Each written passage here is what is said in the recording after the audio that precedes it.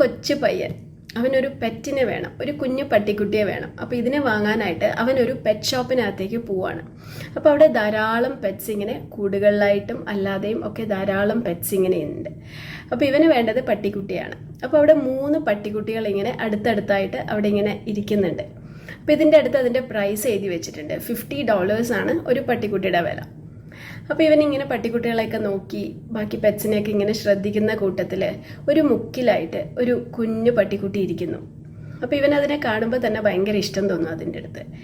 അപ്പോൾ ഇവൻ അത് മേടിക്കാമെന്ന് പറഞ്ഞിട്ട് ആ ഷോപ്പ് കീപ്പറുടെ അടുത്ത് പറയാണ്, എനിക്ക് ആ പട്ടിക്കുട്ടിയെ മതി എന്ന് പറയണു. അപ്പോൾ അയാൾ പറയണു അത് സെയിലിനുള്ളതല്ല എന്ന് പറയണു. അപ്പോൾ ചോദിക്കും എന്തുകൊണ്ടാണെന്ന് ചോദിക്കുന്നു.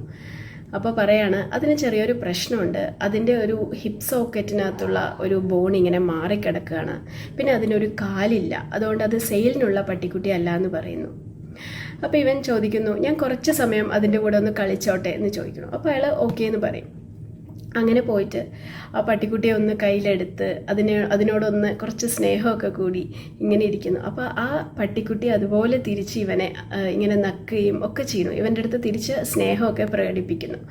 അങ്ങനെ ഇവൻ പറയാണ് എനിക്ക് ഈ പട്ടിക്കുട്ടിയെ മതി എന്ന് പറയുമ്പോൾ അയാൾ പറയും പക്ഷെ അത് സെയിലിനുള്ളതല്ല, അത് പ്രശ്നമുള്ള പട്ടിക്കുട്ടിയാണ്, അല്ല എനിക്ക് ഇതിനെ മതി എന്ന് പറഞ്ഞിട്ട് പോക്കറ്റിൽ നിന്ന് $2 എടുത്തിട്ട് അയാൾക്ക് കൊടുക്കുന്നു. എന്നിട്ട് പറയണു ബാക്കി $48 ഞാനിപ്പോൾ എൻ്റെ അമ്മ പുറത്ത് വെയിറ്റ് ചെയ്യുന്നുണ്ട്, ഞാനിപ്പോൾ മേടിച്ചിട്ട് വരാമെന്ന് പറഞ്ഞിട്ട് കടയിൽ നിന്ന് ഇറങ്ങി ഓടുന്നു.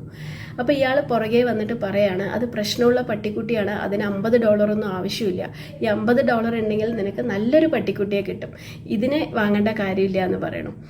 അപ്പോൾ ഈ ഓടുന്ന വഴിക്ക് ഇവൻ്റെ ഇവനിട്ട പാൻറ്റിൻ്റെ ഇടത് കാല് ഇങ്ങനെ പാൻറ് ഒന്ന് പൊക്കിയിട്ട് ഇങ്ങനെ കാണിച്ചു കൊടുക്കുന്നു.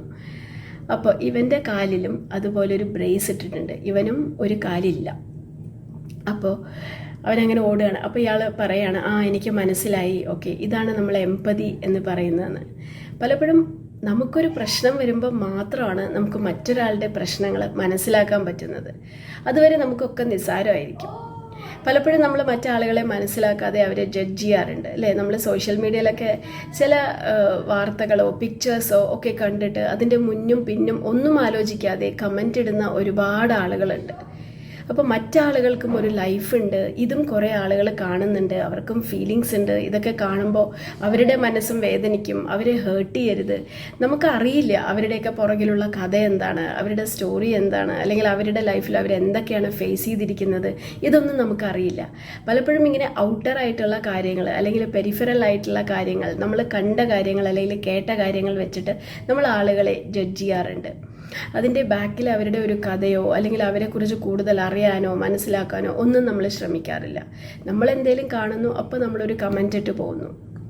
അപ്പോൾ മറ്റാളുകളെ അവർക്ക് സഹായമൊന്നും ചെയ്യാൻ പറ്റിയിട്ടില്ലെങ്കിലും അവരെ ഉപദ്രവിക്കാതിരിക്കുക. എല്ലാ ആളുകൾക്കും എന്തെങ്കിലുമൊക്കെ കഥയുണ്ടാവും, അത് മനസ്സിലാക്കാൻ ശ്രമിക്കാം.